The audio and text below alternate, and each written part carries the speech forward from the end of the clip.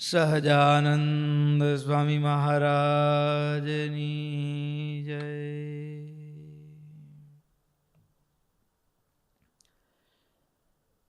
ઈષ્ટદેવ પરમારાધ્ય અનંત કોટિ બ્રહ્માંડાધિપતિ સર્વનિયંતા સર્વંતર્યામી ભગવાન સ્વામિનારાયણ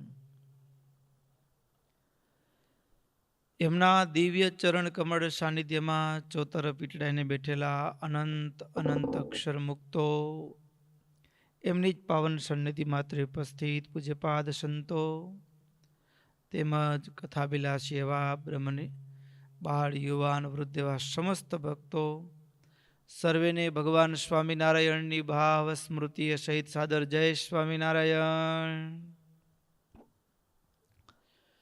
વાલા ભક્તો, આપણી ચાલતી નિત્ય શ્રીમદ સત્સંગી જીવન કથા ગંગા, એમાંય ગત સત્રની અંદર ભગવાન સ્વામિનારાયણ ગઢપુરમાં રહી ઉત્સવ સમયાઓ કર્યા પછી ચાતુર્માસને અંતે મહારાજ સંતોને ગામડે જવાની આજ્ઞા આપે છે. સંતોને ગામડે જવાનું કીધું. સંતોએ હાથ જોડી મહારાજને પ્રાર્થના વિનવણી કરતા કહ્યું, મહારાજ જઈએ પણ કેવી વાત કરીએ, કેવો વેશ, શું બોલવું? મહારાજ માયામાં ડૂબેલા જીવોને કાઢવા માટે સંતોને મોકલે છે, ત્યારે કેટલીક સાવધાની રાખવાની. એમાં પંચવર્ત પ્રમાણ રેજો રે. પંચવર્તમાન એટલું જ. પંચવર્તમાનની આજ્ઞા આપ્યા પછી મહારાજ કહે, ધીરજ રાખજો. દુષ્ટ જનો તમારો દ્રોહ કરે, તમારું તાડન કરે, તો પણ તમે ક્ષમા રાખજો, ધીરજ રાખજો. મહારાજ ખાસ વળી વળીને એક વાત ઉપર સંતોને ભાર અને આગ્રહપૂર્વક કહે છે, સંતો તમે જાઓ, ક્રોધ ન કરતા. એનું કારણ એ કે કોઈ વ્યક્તિ આપણે મારે, કોઈ તાડન કરે તો એનો બે રીતે પ્રહાર થાય. એક તો એ ક્રોધ કરીએ, સામે બોલીએ, સામેનો પ્રતિકાર કરીએ, અને બીજો જે પ્રહાર છે એ અંદરનો છે, અને એ અંદરનો પ્રહાર એટલે ધીરજ, ક્ષમા. જ્યારે ક્ષમા આપીએ, ધીરજ રાખીએ ને, ત્યારે સામેવાળી વ્યક્તિને એના કર્મનો દંડ ભગવાન આપે છે. એટલા માટે સંતો ક્ષમા ધર્મ, ક્ષમા યજ્ઞા, ક્ષમા વેદ, ક્ષમા શ્રુતમ, ક્ષમાહીનેન યત પુણ્યમ ક્રિયતે તન્નિરર્થકમ. ક્રિયતે તન્નિરર્થકમ.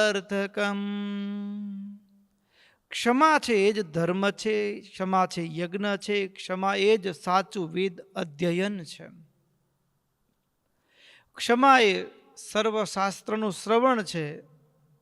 માટે ક્ષમા છે એ જ પુણ્ય કર્મ છે. અને જો ક્ષમા ન હોય તો કરેલા પુણ્ય કર્મ એ બધા જ નાશ થઈ જાય છે, નિરર્થક થઈ જાય છે. મહારાજ ક્ષમા રાખવાની વાત કરતા કરતા દેવ ઈચ્છાએ દુઃખ પ્રાપ્ત થાય તો સંતો એક વાત ચોક્કસ છે, આવી પડેલા દુઃખને પણ ધીરજ રાખવી, ધીરજને ટકાવી રાખવા માટે ક્ષમા જરૂરી છે. હવે સામેવાળી વ્યક્તિને વિશે ક્ષમા ભાવ અને બીજો ભાવ છે મારા પ્રભુની ઈચ્છા છે, એને વિશે પણ ભગવત દર્શન, એને વિશે પણ ભગવત બુદ્ધિ રાખશો તો તમે ધીમે ધીમે ભગવાનથી વધુ ને વધુ દિન પ્રતિદિન નજીક થશો. અરે દ્રોહ કરનાર હોય એને વિશે પણ, અરે એ નથી બોલતા, એના મુખમાં મારો પ્રભુ, મારી ક્ષમા, મારું ધીરજને જોવા માટે મારો પ્રભુ બોલી રહ્યા છે, એવી જો ભાવના હોય ને તો દિન પ્રતિદિન એ જીવ, એ મુમુક્ષુ, એ સંત, એ ભગવાનની નજીક નજીક જાય છે. ક્ષંતવ્યમેવં સતતમ પુરુષેણ વિજાનતા યદા હિ ક્ષમતે સર્વં બ્રહ્મ સંપદ્યતે તદા. ક્ષમાના મહિમાને જાણનારા પુરુષો નિત્ય ક્ષમા રાખે છે ને દૈવ ઈચ્છાથી પ્રાપ્ત થતા દુઃખને પણ ક્ષમાવાન પુરુષ સહન કરીને ધીમે ધીમે પરમાત્માની નજીક પહોંચી જાય છે. એટલા માટે મહારાજ કે ક્ષમા, અરે ભગવાન પણ ક્ષમાવાન ભક્તના પ્રશંસા કરે છે, ભગવાનને પણ ક્ષમા પ્રિય છે.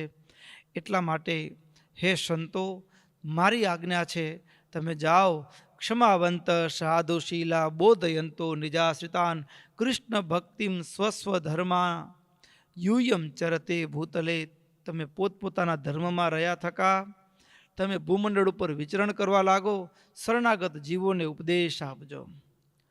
જે મહારાજે આજ્ઞા કરી, સંતો તરત જ હાથ જોડી મહારાજના ચરણમાં માથું મૂકી મહારાજને કહે છે, એવમ એવ આચરિષ્યામો વયમ નારાયણ પ્રભુ. હે મહારાજ, આપ જે રીતે કહો છો એમ જ અમે કરશું. ન ભવિષ્યતિ સાધુત્વે દૂષણમ નસ્ત્વદોષજ.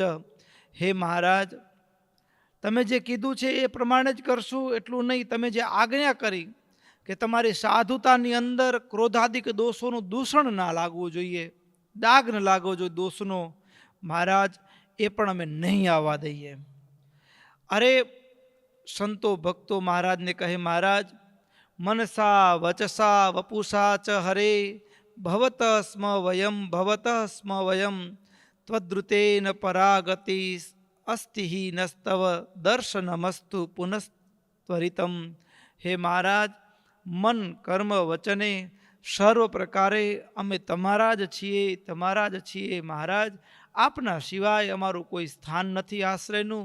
મહારાજ એક દયા કરજો, જલ્દીથી તમારા દર્શનનો યોગ થાય. કારણ કે મહારાજ એવી આજ્ઞા કરી છે, ગામડા વિચરણ કરવા માટે જાઓ, પાછા ક્યારે એવું નથી કીધું. અને અમારી આજ્ઞા વિના તમારે આવવું નહીં. એટલા માટે સંતો કહે છે, મહારાજ વહેલા તમારા દર્શન થાય ને એવી આ દાસ વિનંતી કરે છે. આવી વિનંતી કરી મહારાજને પ્રણામ કરી અને સંતો એ હવે ચારેય દિશાઓની અંદર, વિદિશાઓની અંદર, દેશ દેશાંતરમાં વિચરણ કરવા માટે સંતોના મંડળ નીકળ્યા છે. અરે જ્યાં જ્યાં સંતો જાય ત્યાં ભગવાનના મહિમાની વાત કરે. અરે કળિયુગમાં ભગવાન પ્રગટ થયા છે, કળિયુગમાં ભગવાન પ્રગટ થયા છે. માણસનો જન્મ મળ્યા પછી ભગવાન ભજી લેવા, અરે આવી વાતો કરતા કરતા એવી ભક્તો જેનું આચરણ વાતો કરતું હોય, જેનું હૈયું ભક્તિથી નીતરતું હોય, એના શબ્દોની અંદર પણ ભક્તો એ સામેના શ્રોતાના હૃદયને વિંધવાની એક અનોખી તાકાત હોય છે.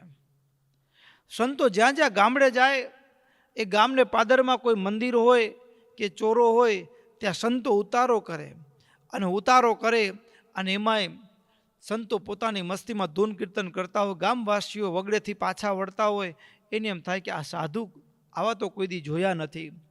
અરે સંતો કીર્તન ગાતા હોય, ધૂન કરતા હોય, હાથમાં માળા મંત્ર જાપ કરતા હોય. આવા નિર્માની સાધુ સૌમ્ય વેશ. હરિ બિન કોઈ ન તેરા સમજ નર, હરિ બિન કોઈ ન તેરા રે હો જી. હરિ બિન કોઈ ન તેરા સમજ નર, હરિ બિન કોઈ ન તેરા રે હો જી.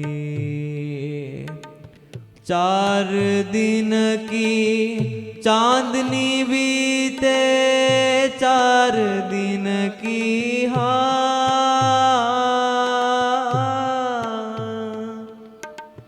चांदनी बीते आगे बहुत अंधेरा. तेरा समझ नर, हरि बिन कोई न तेरा रे। हो जी, हरि बिन कोई न तेरा समझ नर, हरि बिन कोई न तेरा रे। हो जी, मनुष्य देह दया करि दीनी, ताते चेत सवेरा रे। हो जी, मनुष्य देह दया करि दीनी, ताते चेत सवेरा रे। हो जी, अब कोई अवसर भूल जाएगो, अब कोई अवसर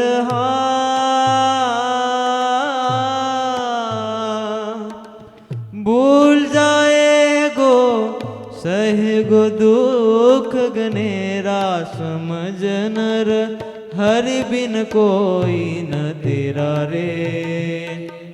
हो जी, हरि बिन कोई न तेरा समझ नर, हरि बिन कोई न तेरा रे। हो जी,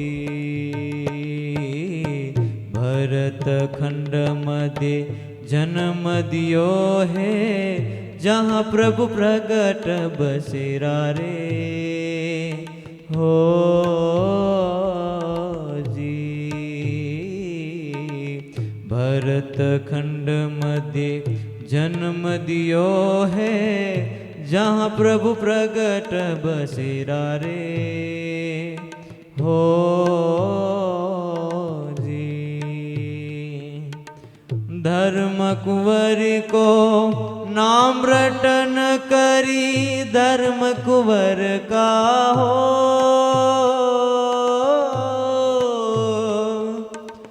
नाम रटन करी पार करो भव फेरा समझ नर, हरि बिन कोई न तेरा रे। हो जी, हरि बिन कोई न तेरा समझ नर, हरि बिन कोई न तेरा रे।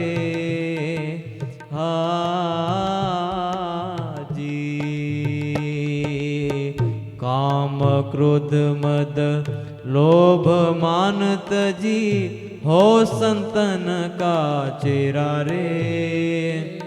हो जी, हाँ, काम क्रोध मद लोभ मान तजी, हो संतन का चेरा रे। हो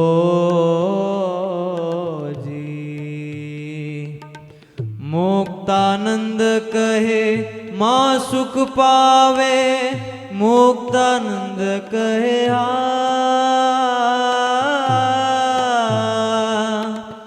माँ सुख पावे, मान बचन दृढ़ मेरा समझ नर, हरि बिन कोई न तेरा रे।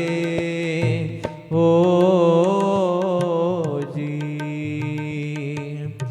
चार दिन की चांदनी बीते, चार दिन की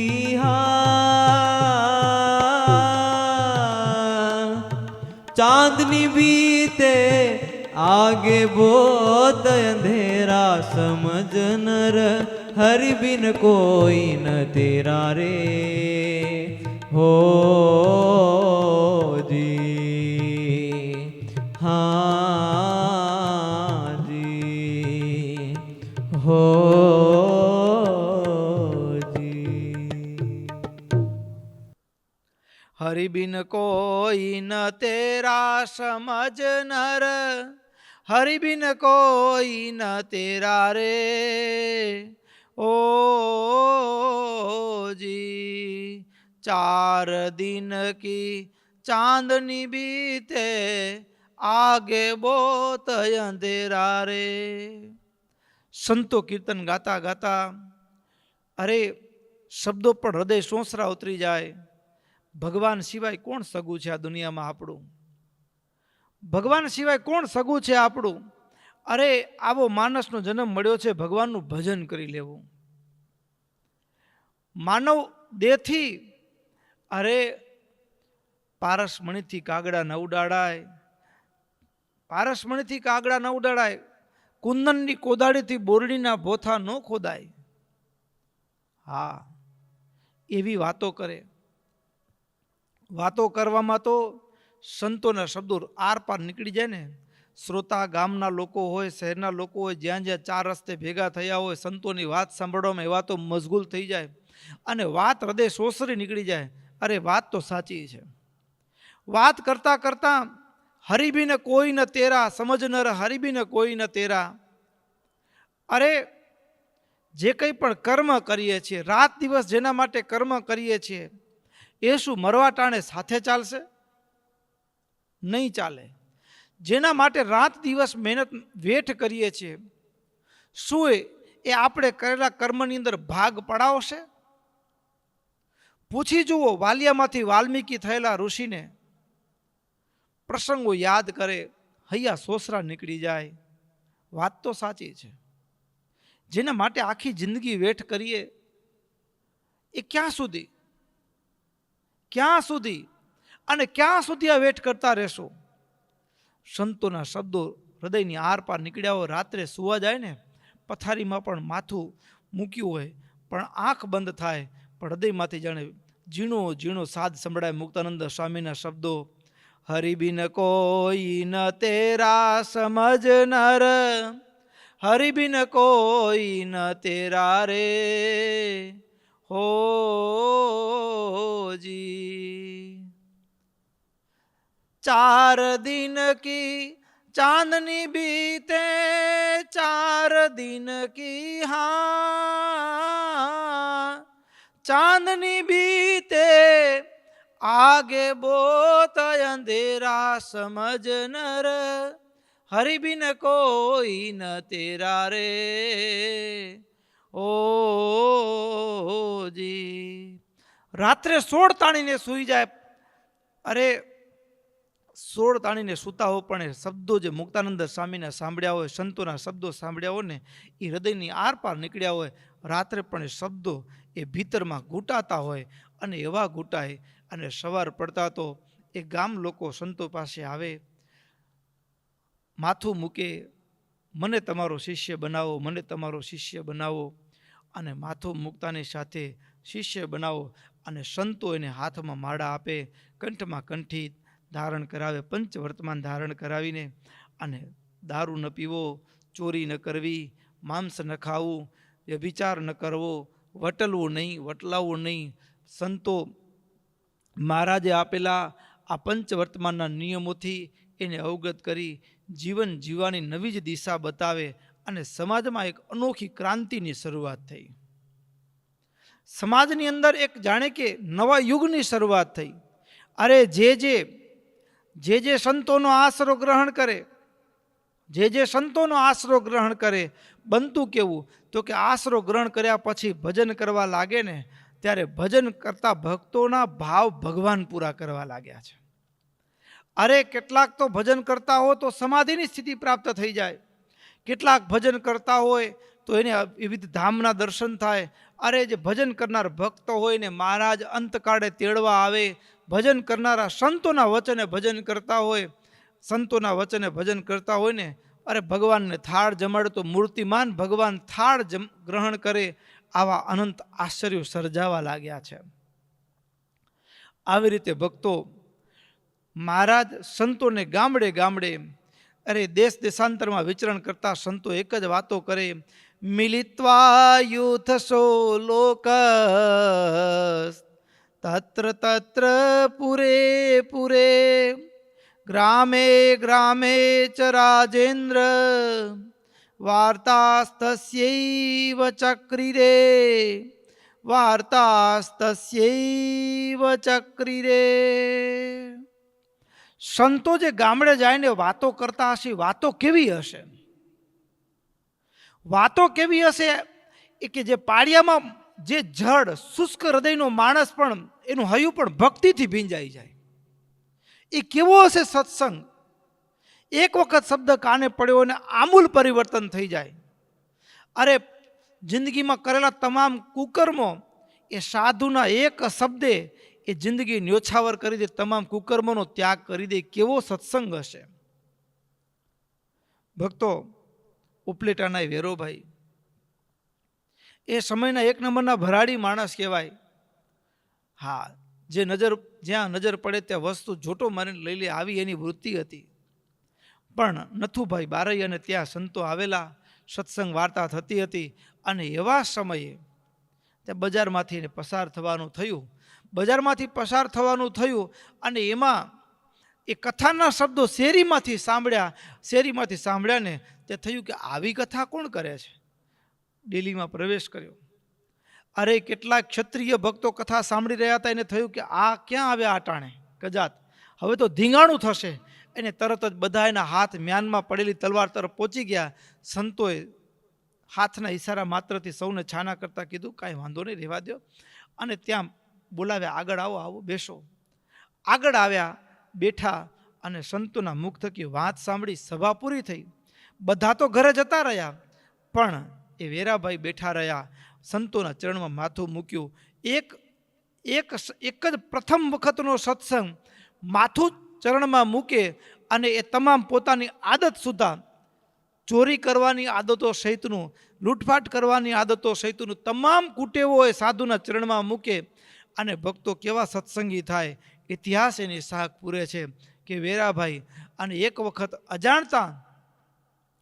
અજાણતા રસ્તેથી પસાર થતા દાંતણ લીધું.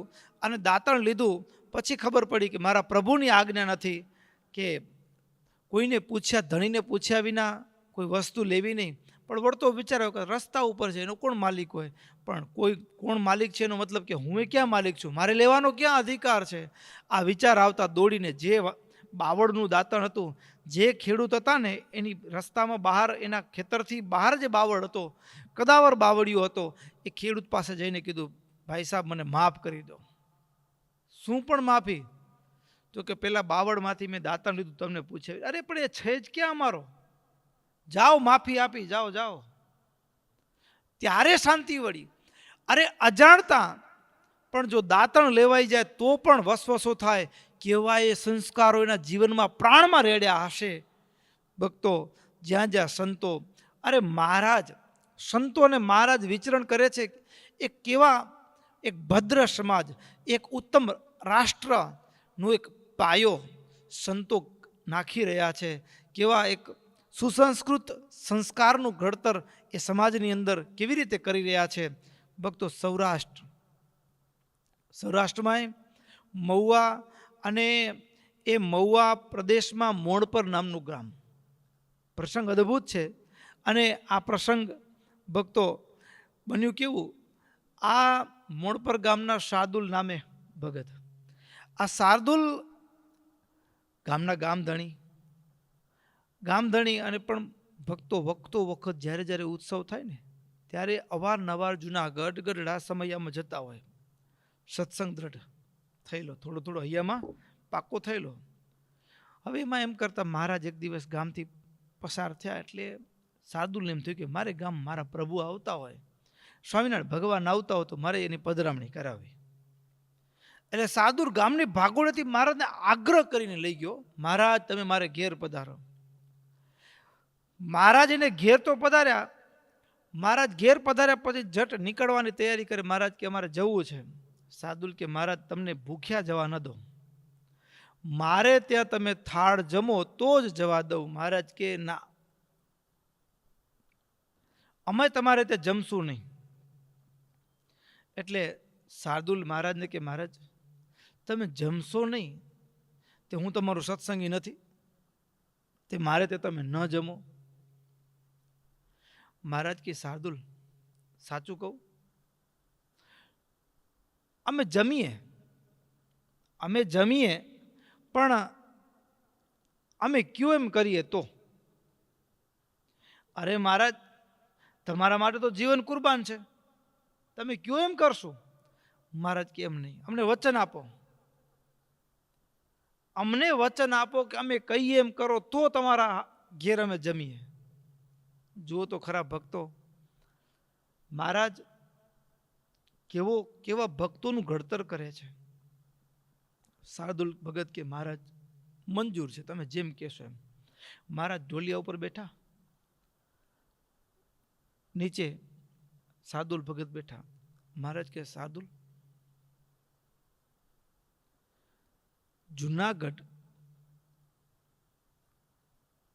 જુનાગઢની અંદર પણ જૈનોના સ્થાનકો છે. શેત્રુંજય પાલિતાણા જૈનોનું તીર્થસ્થાન છે. શેત્રુંજય પર્વત ઉપર સંભવનાથ જે તીર્થંકર છે, એ સંભવનાથ તીર્થંકરના ભાલની અંદર જે તિલક હતો, તિલકમણી હતો, અને એ ચોરાયેલો તિલકમણીઓ. સંભવનાથ તીર્થંકરના ભાલમાં રહેલો તિલકમણી ચોરાયેલો, અને એ ચોરે એ તિલકમણી બજારમાં વેચેલો. અને એ તિલકમણી એ સંભવનાથનો છે, અને આપણી પાસે હોય તો આપણા ઘરની અંદર કામમાં બરકત થાય, સુકન થાય, એના માટે આ શાર્દુલ ભગતે તો વેચાતો લીધેલો. પણ કોનો હતો? 24 તીર્થંકરો પૈકી સંભવનાથ તીર્થંકરનો એ મુગટમણી હતો.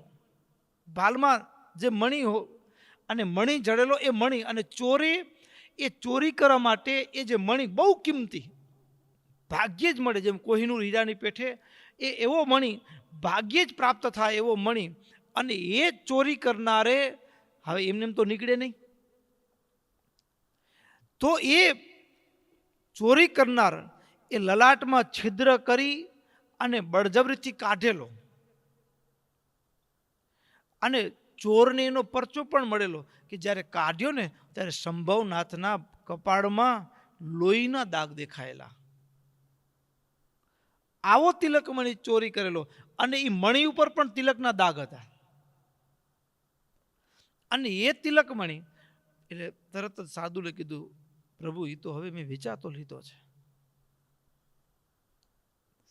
શાર્દુલ ભગતે તો વેચાતો લીધેલો, પણ જેને વેચ્યો તો એ માણસ એણે ચોરી કરેલો હતો. એણે ચોરી કરેલો હતો. તીક્ષ્ણ હથિયાર વાપર્યું હતું, એના કારણે એ છિદ્ર એટલે કાઢવા માટે સંભવનાથ એ મૂર્તિઓ પણ જીવંત હશે કે એના ભાલમાં એ લોહીનો દાગ, અને એ મણી પણ ડાઘવાળો, અને એ તે રાખ્યો છે.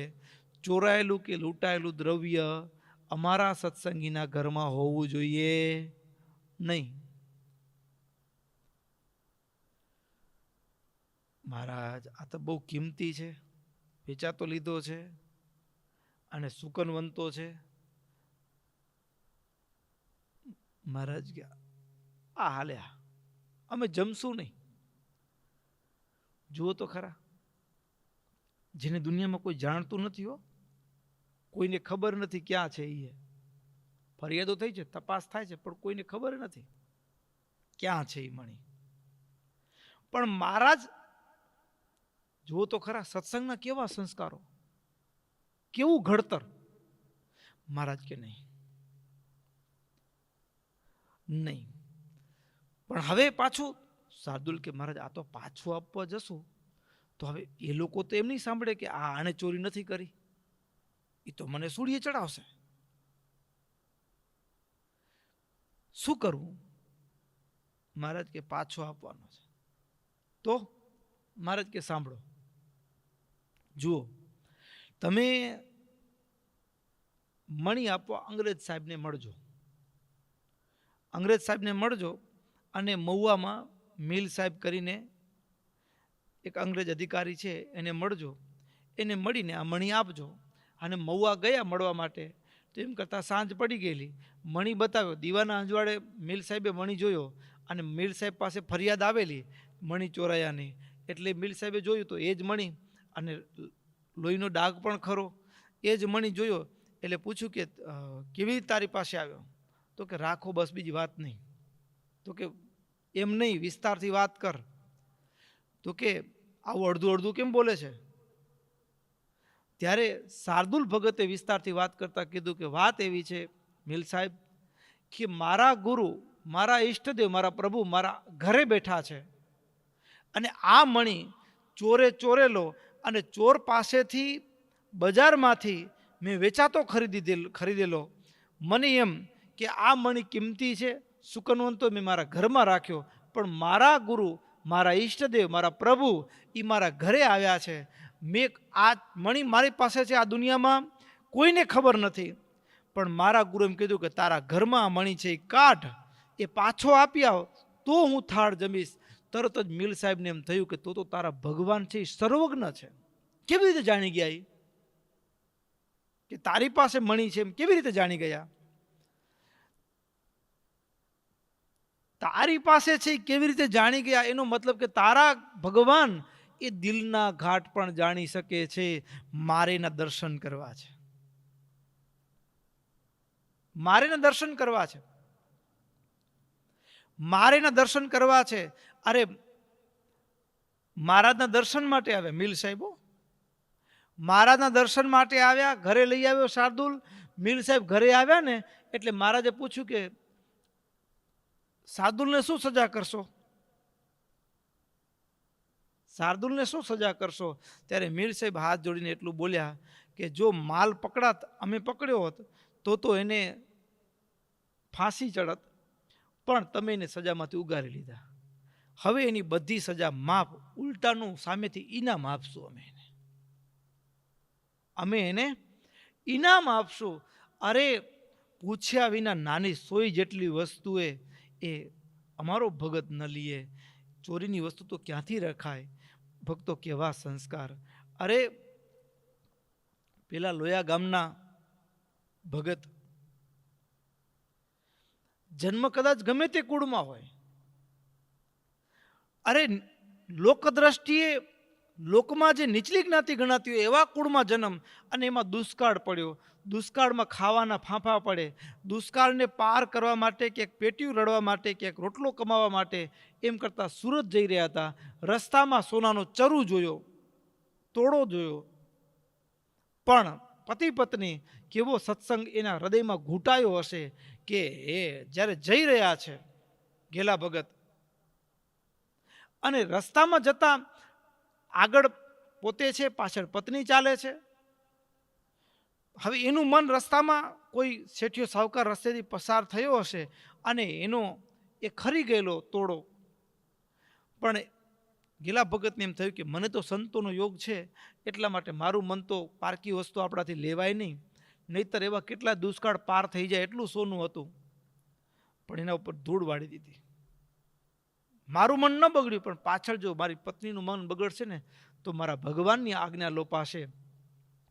ધૂળ વાળી દીધી. અને પછી આગળ ચાલતા ચાલતા બપોરનો સમય થયો. એક વડલાના ઝાડ નીચે બંને ભેગા થયા. ભેગા થયા ત્યારે પત્નીએ પૂછ્યું કે તમે પેલું શું કરતા હતા? તો કે રેવા દે ને દેવી. તો કે કયો? તો કે સોનાનો તોડો હતો, મારું મન તો ન બગડ્યું, પણ તારું મન ન બગડે એના માટે એના ઉપર ધૂળ વાળી. ત્યારે પત્ની એટલું બોલ્યા કે તમારા સત્સંગમાં ધૂળ પડી, તમે ધૂળ ઉપર ધૂળ વાળી? તમને પારકો પદાર્થ સોનું તો દેખાણું, મારા માટે તો પારકો પદાર્થ ધૂળ સમાન છે. ધૂળ ઉપર ધૂળ શું વાળી તમે? કેવા સત્સંગના સંસ્કાર! અરે મહારાજનો આશરો ગ્રહણ કરે આવા હજારે હજાર નરનારીઓને મહારાજ ધામમાં તેડી જાય. વિમાનમાં બેસાડી અંતકાળે ભગવાન એ તેડવા આવે એટલું નહીં, આલોકની અંદર પણ ભગવાન પોતાના ભક્તોના ભાવ પૂર્ણ કરે. અને ભક્તો ચારે દિશાઓની અંદર સ્વામિનારાયણ એક જ વાત ભજન કરવા લાગ્યા છે. 10 દિશાઓની અંદર એ હજારો ભક્તો હવે પ્રભુના માર્ગે વળ્યા છે. અરે ભક્તો, જ્યાં સંતો ચારેય દિશાઓની અંદર સત્સંગનો પ્રચાર કરી રહ્યા છે ને, મહારાજે અગાઉથી જ સંતોને કહેલું, સંતો દ્વેષી જનો તમારો દ્રોહ કરે, તમારું તાડન કરે તો સહન જ કરજો. અરે મહારાજને ખુદને મારવા તૈયાર થયેલા, મહારાજને પણ મારવા તૈયાર થયેલા. અરે કેવું ભક્તો દુષ્ટજનો એમાં પણ તત્ર કેચિન મહાવીરાન કાલી ભૈરવ સંશ્રિતાન તમ હંતુમ પ્રેષયન નુગ્રહાન બુભુક્ષુન કષ્ટ સાધિતાન. જે દુષ્ટ સ્વભાવના હતા એને પહેલો પ્રયોગ કર્યો શું તો કે સ્વામિનારાયણ ઉપર મંત્ર તંત્રના પ્રયોગ. અરે બધાને અનંતકોટી બ્રહ્માંડનો નિયંતા એને શું એ મંત્ર તંત્રની કાર્ય ફાવે, એના ઉપર ક્યાંય લાગુ પડે. મહારાજ ઉપર મારવા માટે મંત્ર તંત્રના પ્રયોગ થાય, પણ બનતું કેવું ખબર છે? હરેસ્તે તું વીક્ષણાદેવ દહ્યમાના ઇતસ્તત. જેણે મંત્રનો પ્રયોગ કર્યો હોય ભૈરવાદિકનો, તો એ તો મહારાજને જોઈને પાછા વળે, જેને પ્રયોગ કરનો તો એને જ મારે. હા, એને જ મારે. હવે આવું થાય, મહારાજની દ્રષ્ટિ માત્રથી બળવા લાગે. આ સંદર્ભમાં ભક્તો એક પ્રસંગ, જુબન પગી હતા ને આપણા, જુબન ભગત, એની કાકી હતી, કડવી કાકી નામ હતું, કડવી. હા, અને બહુ વિચિત્ર સ્વભાવ, શરીર પણ ભયંકર કદાવર અને કાળો કોલસા જેવું, હાથ તો ઊંચી હતી. અને પાછો આ કેટલાકમાં પુરુષનો અંશ આવી ગયો હતો, બોલતી હોય તો જાણે કે આમ ડાકણ બોલતી હોય. અને એને તો પાછું મૂછું આવેલી થોડી થોડી. અને મસાણ સાધના કરે. કાળી ચૌદસના એ કડવી કાકીને ગોતવી હોય તો મસાણમાંથી મળે. ઉડતા પંખી પાડે બોલી. અરે એવા મંત્રો, અરે કોઈ એને કીધું હોય, એને કહ્યું હોય ને કોઈ ન માને ને એનું ધનોત્પનોત કરી નાખે. 27-28 જણા તો જીવતા માણસને પતાવી દીધેલા. આવી કડવી કાકી. અને એ જોબન ભગતને કેવો, એનું કારણ એ હતું કે પેલા જોબન ભગત જ્યારે એનો સ્વભાવ ચોરી કરતા ને, ત્યારે કડવી કાકીનો છોકરો એ જોબન ભગતની ટુકડીમાં. અને હવે જોબન ભગત સત્સંગી થયા, એટલે હવે કડવી કાકીનો છોકરો સત્સંગી થયો. એ બધું મૂકીને એ હવે કંઠી માળા ધારણ કરીને એ ભજન કરવા માંડી ગયો. એટલે કડવી કાકી છોકરા ઉપર ખીજાક મળ્યા, તું મારા પેટે એવો ક્યાં પાક્યો કપાતર. મહારાજને આવડી ગાળો દે, આવડી ગાળો દો. એની જાતના જોબનિયા, તે મારા છોરાને બગાડી નાખ્યો ને એવું બોલે. અને એમાં મહારાજ વળતા લાવવાના હતા. તે કડવી કાકી જોબન ભગતને કહે, એ જોબનિયા, હવે આ વખતે 19 સાલની આ વખતે તારો સ્વામિનારાયણ જોજો હોય ને, ખેર નથી. આ કડવી કે છે, કડવી કોઈની હગી ન થાય. હવે આવું મારા જોબન પગી દારો ડફારો કરે કડવી કાકી. અને એમાં મહારાજ આવ્યા અને હજારો હરિભક્તોનું સામયું ને, એ બધા ભક્તો દેશ સંતના દર્શન કરે ને, એમ ધૂન કીર્તન થાય ને. એની વચ્ચે કડવી કાકી પણ બધા હરિભગત બાયુ હોય ને એના ભેગી ભળી ગઈ. અને બાયુ ભેગી ભળી કડવી કાકી. અને મહારાજના એ માણકી ઘોડી પર મહારાજ ચાલ્યા આવે તો નજીક જઈ અને મહારાજ ઉપર મંત્રીને અડદ નાખ્યા. કડવી કાકીએ મહારાજ ઉપર અડદ નાખ્યા. તે શું થયું તો કે અડદના દાણા ઉછળીને પાછા એના ઉપર જ પડ્યા. અને કડવી કાકી જે ચીસો પાડે, આહા, ઓય માં. અરે જોબન, તારા સ્વામિનારાયણ કે મને છોડાવે, એ જોબન આમ ચીસો પાડે કડવી કાકી.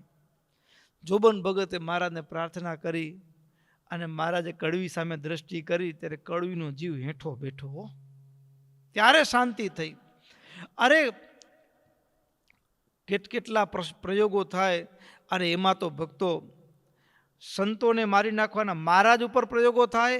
અને એમાં મહારાજ ઉપર પ્રયોગો થાય ને, એમાં કેટલાક તો શું કરે, મહારાજ આવતા હોય ગામમાં, સમાચાર સાંભળે કે સ્વામિનારાયણ આવે છે.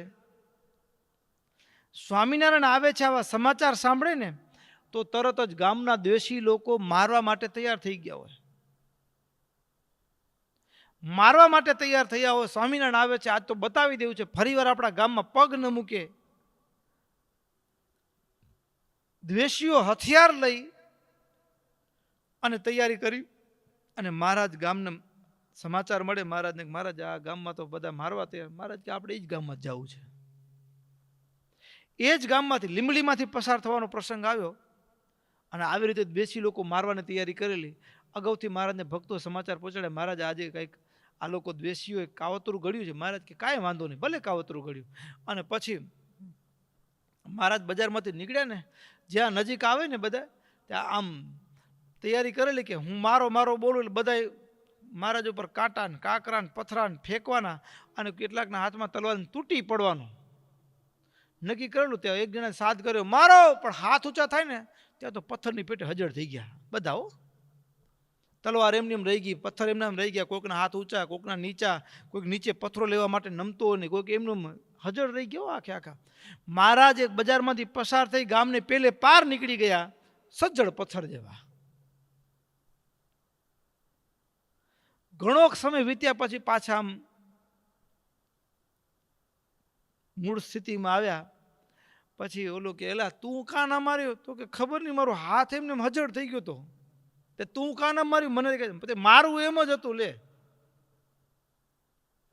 દૈત્યો ભગવાનને અરે મારવા તૈયાર થયેલા હોય અને એમને એમ ત્યાં ને ત્યાં થઈ જાય.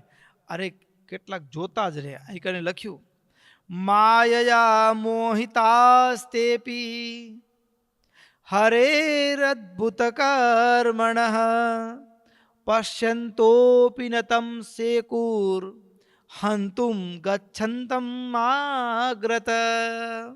જુએ છો, આંખ દેખે એ જાયરા જાયરા જાયરા પણ હાથ ન ચાલે. જાય છે મારો, પણ હાથ ન ચાલે, પગ ન ઉપડે.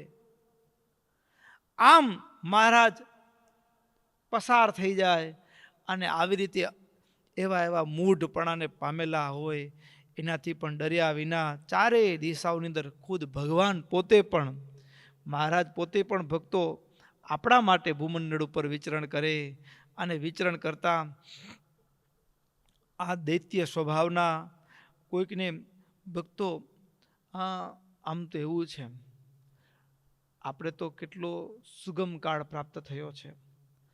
અમે સાધુ છીએ, અમને અત્યારે એવું કોઈ મારતું નથી. અમને એવો કોઈ મારતું નથી. જ્યાં જ્યાં જાય છે ત્યાં ત્યાં આદર સત્કાર મળે છે. પણ એ મુક્તાનંદ સ્વામી સંતોએ કેટલું સહન કર્યું છે.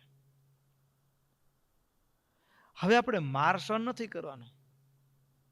હવે તો આપણે ખાલી એના શબ્દના ઘા સહન કરવાના છે.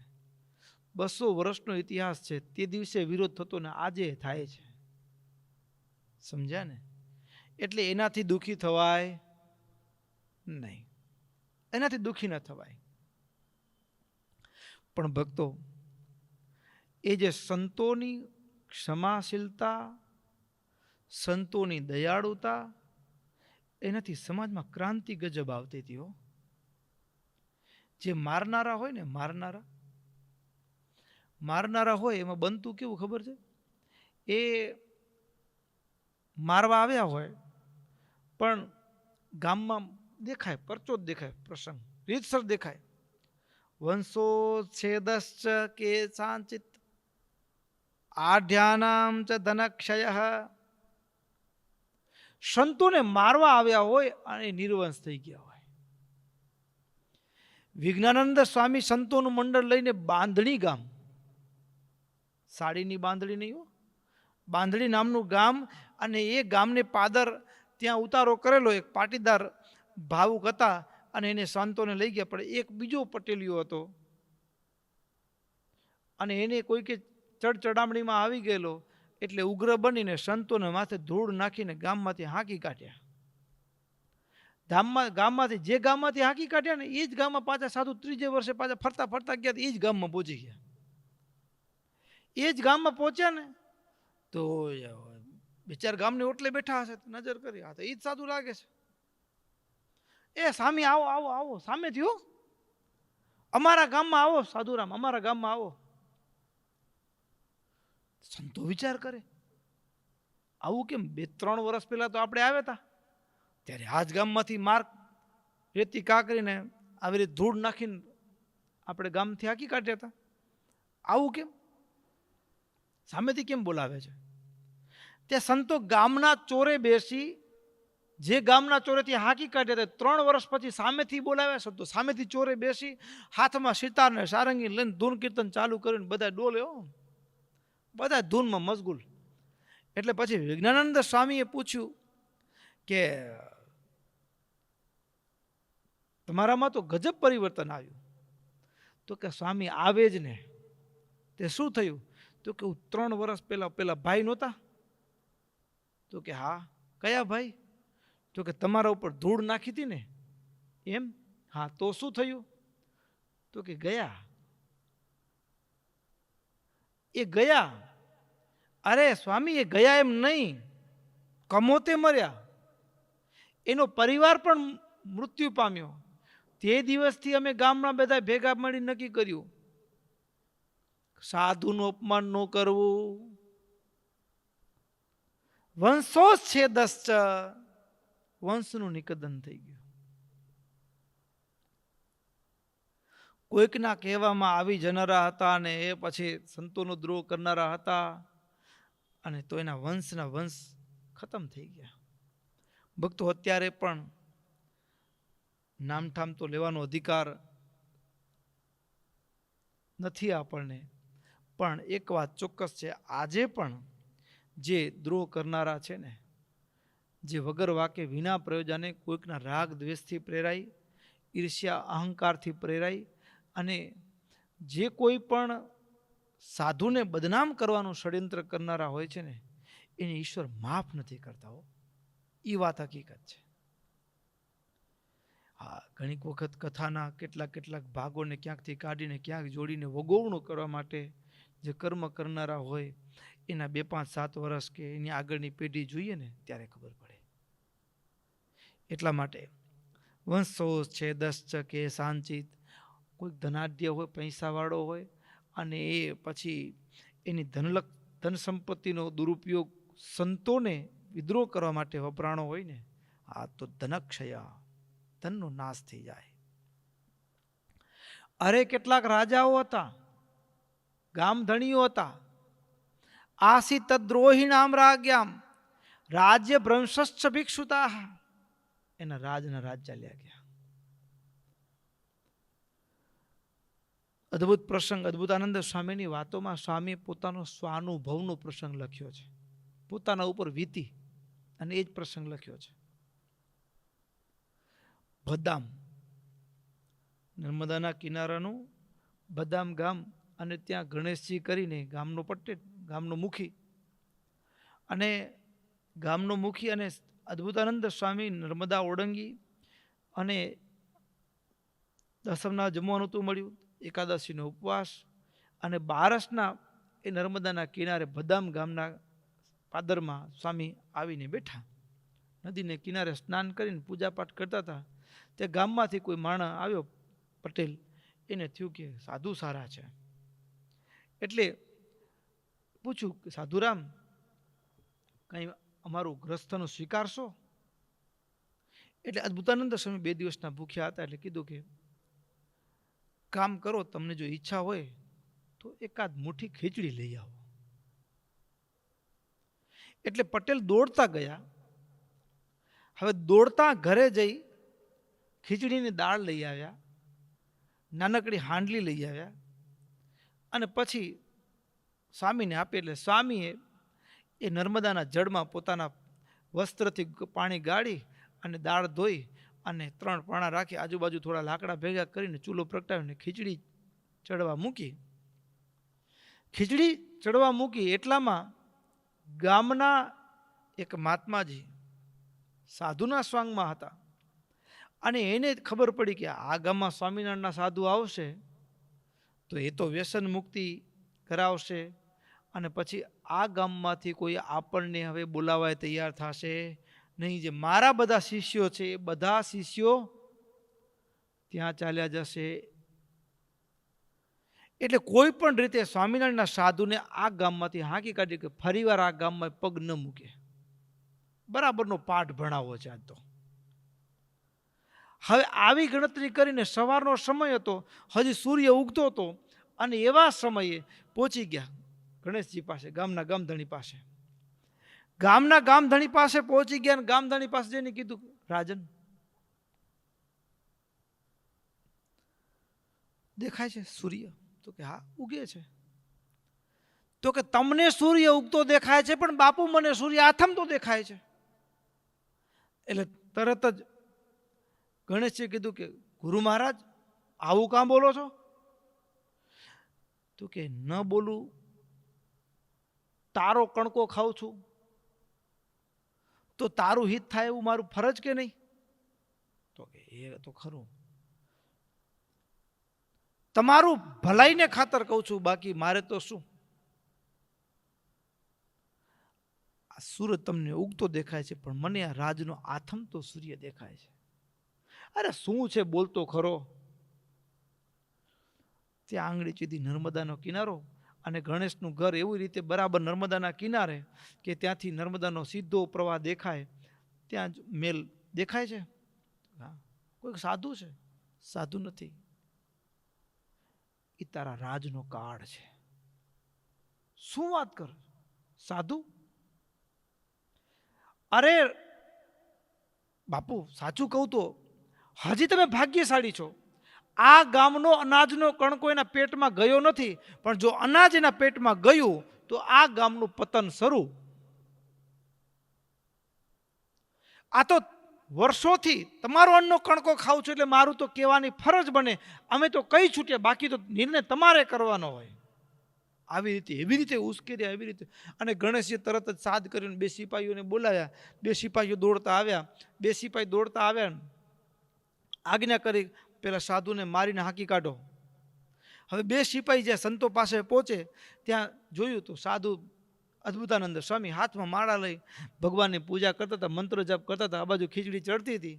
હવે સ્વામીને જોયા ને સિપાહીનું મન બગડી ગયું. આવા આવા સાધુ, નિર્માની સાધુ, એને મારવાના? એ તો કાંઈ કીધા વગર જ પાછા વળી ગયા, નમસ્કાર કરીને જ.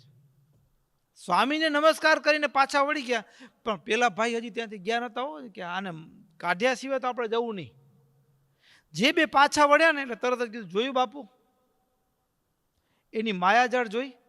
તમે એને મારવા માટે મોકલ્યા હતા, પણ એને કંઈ કર્યું? આવતા રહે ને પાછા, એક શબ્દ બોલી આવીને આવતા રહે ને બસ.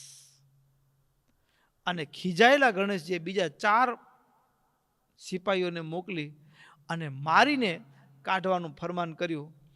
જો તમે નહીં કાઢો તો તમને નોકરીમાંથી કાઢશું. એ 4 જણા ગયા. 4 જણા ગઈ. અદ્ભુતાનંદ સ્વામી લખ્યું કે એ જે ખીચડી ચડતી હતી એને લાકડી મારવા જાય, સ્વામીએ રોક્યા કે ભાઈ મારે નથી ખાવી, તમે ખાજો, પણ ખોટી વેડફા હશે, એના કરતાં એને રહેવા દો, હું જતો રહું છું. સ્વામી નર્મદા ઓળંગીને સામે આમ જતા રહ્યા. સામે પાર ગયા અને ત્યાં બન્યું કેવું, તો કે એક ગામ પાર કર્યું, બીજું ગામ પાર કર્યું, ચિત્રાવાડી ગામ આવ્યું. ચિત્રાવાડી ગામના પાદરમાં પહોંચ્યા અને ત્યાં પણ એક પટેલને ભાવુક હતા, દયા આવી. સ્વામીને જમાડ્યા ને તો 50ની ઉંમરે પહોંચી ગયા હશે, પણ સ્વામીને જમાડ્યા, નિર્વંશ હતા. સ્વામીને જમાડે સાધુ, સ્વામીને કૃપાથી 2 દીકરા થયા. 2 રોટલા જમાડ્યા ને 2 દીકરા, 50ની ઉંમરે લ્યો. પણ બીજી બાજુ શું? આસિત દ્રોહિણામ રાજ્યમ રાજ્ય ભ્રંશસ્ય ભિક્ષુતાઃ. એ રાજાઓ હતા, એને સાધુનો દ્રોહ કર્યો, એના રાજ ચાલ્યા ગયા. આ બાજુ ગણેશજી સાધુને કાઢ્યા તો ખરા, બન્યું કેવું ભક્તો? પાછળ એવું બન્યું કે બુદ્ધિ વિનાશ કાળે વિપરીત બુદ્ધિ. સાધુના દ્રોહથી બુદ્ધિ ભ્રંશ થઈ, અને બુદ્ધિ ભ્રંશ થવાથી બન્યું કેવું? તો ભક્તો, એ ગામમાંની અંદર એક પટેલોનું જૂથ હતું, જેની સાથે ગણેશજીને થોડું ઓછું અણબનાવ જેવું હતું, ઓછું બનતું એની સાથે. અને એમાં એક હરિભાઈ કરીને એક છોકરો, અને હરિભાઈ આ બાજુ બીજો એક હરિભાઈ સામેના ગામમાં પણ હતો, બાજુના ગામમાં. અને બાજુના ગામમાં હરિભાઈ હતા, એને ખબર પડેલી આ મહાત્મા જે ચડાવેલા કે જો તમને કીધું ને બાજુના ગામવાળો હરિ પણ બગડ્યો છે ને, એને કંઠી પહેરી. હવે એ અદ્ભુતાનંદ સ્વામીના યોગમાં આવ્યા, સત્સંગી થયેલા. એટલે ગણેશજીએ એ ગામના હરિને, જેને કંઠી પહેરતી ને નવી કંઠી, એને મારવા માટે માણસોને મોકલવાનું જવાનું કીધું, જાઓ હરિને મારો.